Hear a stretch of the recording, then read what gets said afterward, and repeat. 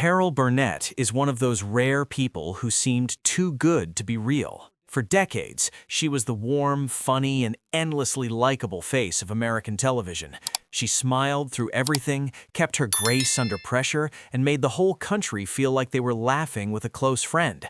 But now, well into her 90s, Carol has started telling a different kind of story. In a candid interview with Rolling Stone, she opened up about the men in her life who hurt her, frustrated her, or simply let her down. These weren't strangers. They were husbands, co-stars, and powerful television executives, and for the first time, she named them. If you want to hear the full story of what Carol Burnett has been quietly holding on to all these years, make sure you subscribe and hit the notification bell. Stories like this one don't stay up forever, and you won't want to miss what's coming next. Of all the people Carol mentioned, one name stood out above the rest: Harvey Korman. The man who made her laugh harder than anyone else was also, by her own admission, the man who gave her the biggest headaches. Their relationship was one of the greatest creative partnerships in television history, but behind the scenes, it was anything but simple.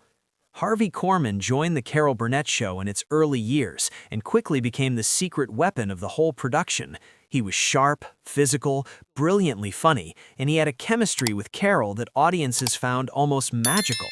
People watching at home felt certain these two must be the closest of friends, and for a long time they were.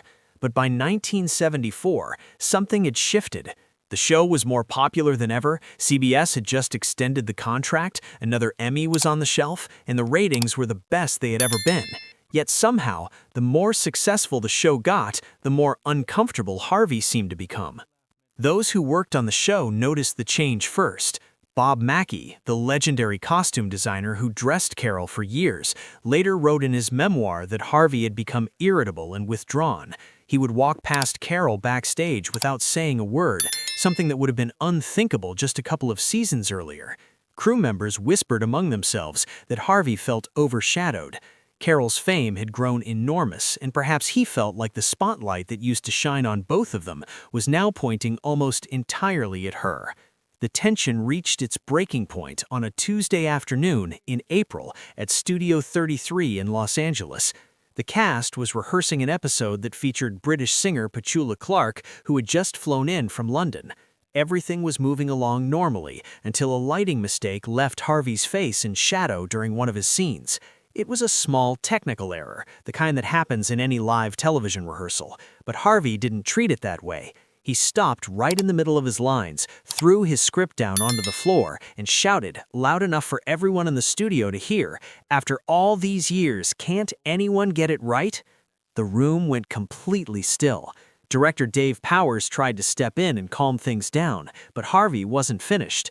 Then came the line that changed everything.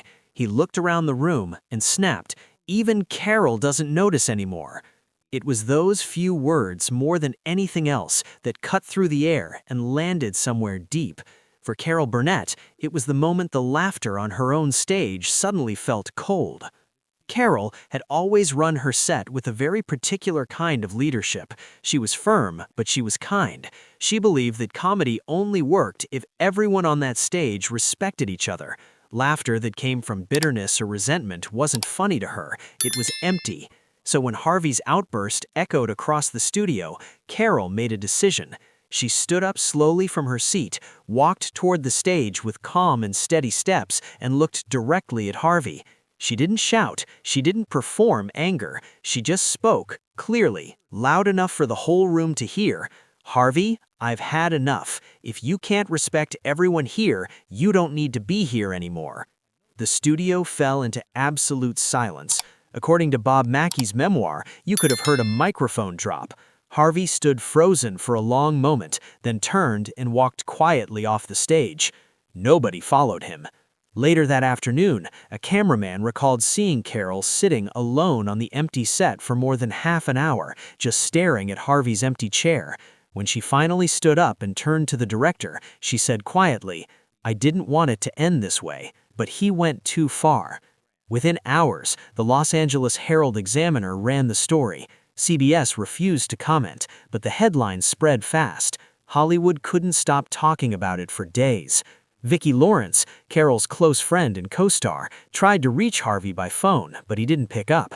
Carol, as she always did, kept working. She showed up to every rehearsal, hit every mark, delivered every line. She never mentioned Harvey's name, but people who knew her said something was different. She seemed quieter, like a light had gone slightly dim. Then, 3 days later, a call came into CBS headquarters. It was Harvey Korman. His voice was shaking. He told the assistant he needed to speak with Carol. When she picked up, he said simply, "I was wrong. I want to come back." The next morning, when the team gathered for their regular meeting, the door opened, and there he was. He apologized to the whole crew first, then turned to face Carol. "I forgot why I started," he told her. Carol stepped forward and hugged him without hesitation. The studio burst into applause. Harvey stayed on the show until 1977, then left quietly. He and Carol stayed in touch over the years, but those who were close to both of them knew the friendship had been changed by that day in Studio 33. It never fully went back to what it was. Still, years later, Carol looked back on it with the kind of warmth that only comes from real forgiveness. She told Entertainment Tonight in 1983 that Harvey made her laugh more than anyone else ever had, and also gave her the biggest headaches. That, perhaps, was the most honest thing she ever said about him. While Harvey Korman occupied a central place in Carol's professional life, her most painful story came from her personal one. Joe Hamilton was Carol's husband for more than 20 years, and at first, their partnership seemed perfect in every way. He was a television producer who first noticed Carol when she was a rising star on The Gary Moore Show in 1960. She later said he was the first person in Hollywood who looked at her like she truly mattered. They married in 1963 in a quiet California ceremony, and when The Carol Burnett Show launched in 1967, Joe became its producer.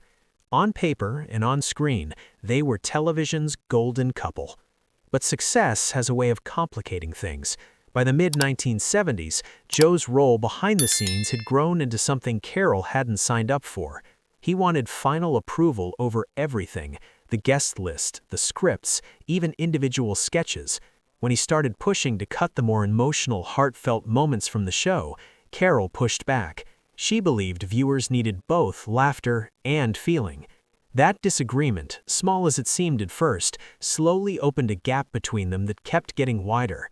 Then came the rumors. In 1979, whispers circulated about Joe and a younger editor at CBS. Carol stayed silent for a long time. She wasn't the type to air her pain in public. But people close to her saw her crying after hearing the gossip repeated again and again.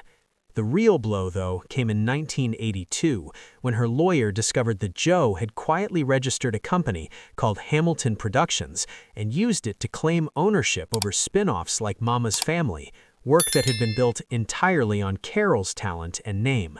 When she confronted him, she asked him plainly whether he really thought it was fair to take what they had built together and make it his alone. His answer was cold and final. "It's business, Carol, not emotion." She filed for divorce the following year. The legal battle over production rights became national news and dragged on through 1984. In the end, Carol kept her show's name and legacy. Joe walked away with a share of the profits. Carol told People magazine afterward that they had been the best team, until he forgot she was more than just a partner. When Joe died in 1991, Carol did not attend his funeral, but she sent white flowers with a handwritten note that said simply, "I wish you peace, Joe. As for me, I'll keep going." Years later, she reflected that Joe had taught her love isn't enough on its own. You also need trust. Not long after the troubles with Joe began, Carol found herself at the center of a completely different kind of unwanted attention. At 3 in the morning in July of 1972, her phone rang. On the other end was the unmistakable deep voice of Marlon Brando. The call started out as flattery, which was strange enough at that hour, but quickly turned personal in a way that made Carol deeply uncomfortable. She ended the call politely and hoped it was finished. It wasn't. Hollywood's gossip machine picked up the story almost immediately. Columnists claimed the call had lasted over an hour and that Brando had sounded infatuated. CBS rushed out a statement saying the call was entirely personal, but that only made things worse. The more her PR team tried to shut the rumors down, the louder they got. Anonymous sources claimed Brando had called again days later. This time, Carol didn't answer. She vented about it with Vicki Lawrence over lunch, saying that she couldn't believe someone like Brando thought a late-night phone call was acceptable. From that point on, she made a quiet decision never to be in the same room as him. At the AFI Awards in 1974, when Brando appeared on the red carpet, Carol turned and walked the other direction. Reporters thought it was a coincidence. People on the inside knew it was deliberate. Her monthly PR schedule even carried a private note instructing her team not to book her at any event where Brando might appear. Brando, for his part, never apologized. He reportedly laughed about it with friends and said Carol took things too seriously, that it had just been a conversation. That dismissal made everything worse. For Carol, the whole episode was a reminder of how quickly a man's careless behavior could threaten the image a woman had spent decades building. After that night, she became more private, more careful. She stopped answering calls after midnight, even from CBS. One of the most talked about moments in Carol's off-screen life happened at the Beverly Hilton in 1968, when she had a brief but memorable encounter with Cary Grant.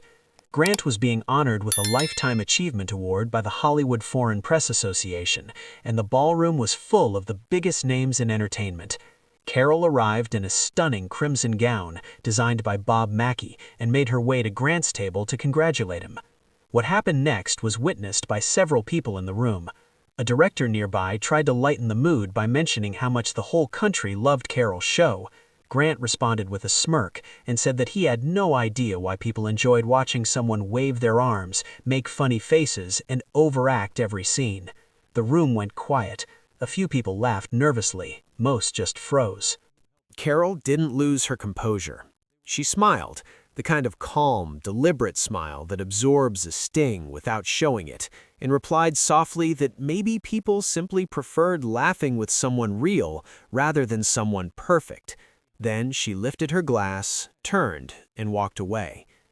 Grant's smile reportedly never quite recovered for the rest of the evening. The Los Angeles Times covered the encounter 2 days later, and Hollywood read between the lines immediately. Fans were furious on Carol's behalf, particularly women who saw her as someone who represented real, ordinary people on television. CBS released a statement praising both stars, but the damage to Grant's reputation among Carol's audience was already done. When Paramount later offered Carol a role alongside Grant in a 1970 musical, she declined, citing scheduling conflicts. A friend later revealed her real reason. She said she wouldn't work with someone who looked down on women's laughter. Grant never publicly addressed the incident again, but it was later reported in a biography that he once admitted Carol was such a smart, strong woman that she made him feel uneasy. Ironically, his dismissal of her only made her work harder. Within 3 years of that night, Carol had won 3 consecutive Emmy Awards, and The Carol Burnett Show had been recognized as one of the greatest series in American television history. There is one final chapter to this story that fans have debated for decades, and it involves Lorne Michaels, the creator of Saturday Night Live. Since SNL premiered in 1975, people have wondered why Carol Burnett, the woman who essentially invented the modern sketch comedy format on American television, was never once invited to host the show. The answer, according to insiders, was not an accident or an oversight. When SNL launched, Carol's show was already in its 8th season and was the top-rated variety program in the country. Lorne Michaels was building something deliberately different, edgy, political, and rebellious. In the mid-1970s, Carol's name reportedly came up internally at NBC as a potential guest for Season 2, but Michaels shut it down. According to a former editor quoted in the book Live from New York, Michaels said plainly that Carol was the face of old television and SNL was doing something new.